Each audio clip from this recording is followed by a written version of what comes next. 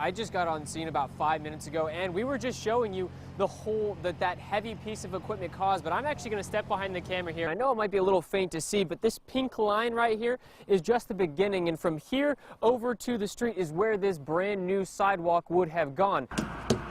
On top of meeting strict regulations for the safety of the bus itself, there's also strict regulations for the drivers as well. Dan and Demetria, just within the last 5 minutes, we found out that the two people taken to the hospital are a male and a female. Dan and Demetria, as you said, I'm here with Will Ainsworth, who is going to be the next Lieutenant Governor of Alabama. And sir, when you said during your speech that it's time to get to work and you're going to be getting to work tomorrow, what exactly does that entail? Behind me here is acres and acres of farmland, but there's no lights out here for you to be able to see it at home. Just a little southwest of Harvest, and actually I just heard a shot coming back from this area. It's coming in right now as you're watching live here in Decatur. Look at the damage that the winds from this storm did to Dock A. I was able to talk to the representative from Facebook, and I asked him why the company was able to hit the big old like button enough for them to break ground here in North Alabama. Dan and Demetria, right around 10 o'clock earlier this month, the Gross family was just about asleep in their home when the security cameras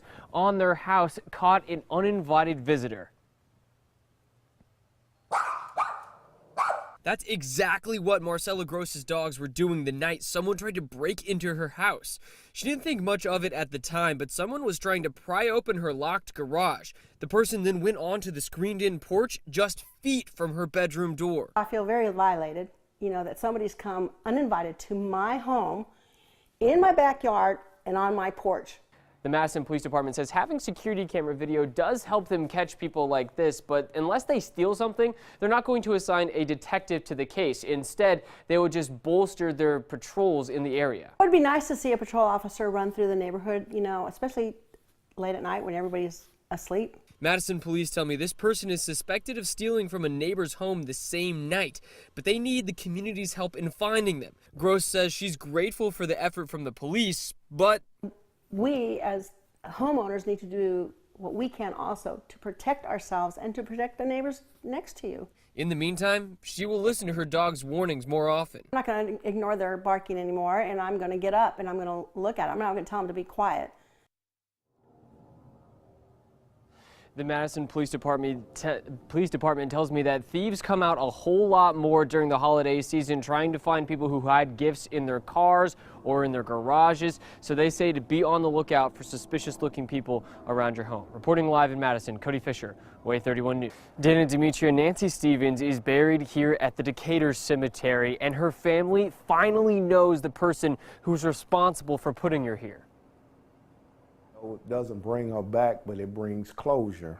Paul Stevens is Nancy's brother. He says her death was toughest on Nancy's son and his 84-year-old mom, who prayed every day to find out who killed her daughter. And when she found out, she was just hollering and jumping for joy just because she knew. Now, the family's going through old photos of Nancy as a child and as an adult.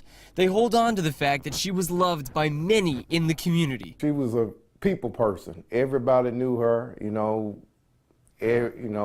everybody. When I say everybody, everybody knew her.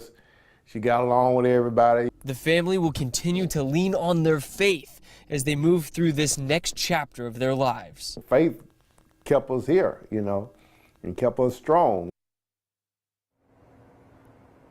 And the Stevens family sends out their condolences to all of the other families who had to bury their loved ones in cemeteries just like this one because of this serial killer. Reporting live in Decatur, Kody Fisher, Way 31 News. Dan and Demetria, Insurance Institute of Highway Safety Statistics showed that if you get onto a charter bus here in Huntsville, you will be statistically safer than traveling any other way. Linda Hale and her husband say the deadly crash in Mississippi has changed their views on tour bus safety. I would not get on a tour bus at all now. The safety director of Spirit Coach in Huntsville understands why people would say that. He really cringes when something like that happens because it's not, it reflects on all of us. But Smith says the charter bus industry is highly regulated for safety by the federal government. DOT comes in at least once a year and sometimes more often and checks all of our equipment. On top of meeting strict regulations for the safety of the bus itself, there's also strict regulations for the drivers as well. They're only allowed to drive 10 hours total per day. Only allowed so many hours on duty, not driving, and so forth. In 2016, statistics from the Insurance Institute for Highway Safety show deaths involving buses, which includes large trucks, made up just 2% of the total number of deaths on the road. Those stats are the reason Craig Tuchek will continue to ride charter buses following this accident. You're much more likely to get in a car crash than you are in a bus, so I feel generally safe overall. And statistics from the Insurance Institute for Highway Safety show that 75% of roadway deaths in 2016 were from cars, SUVs, and trucks, and the remaining 18% were from pedestrians and bicycles, with 2% being from buses and other large trucks. Reporting live in Huntsville, Kody Fisher.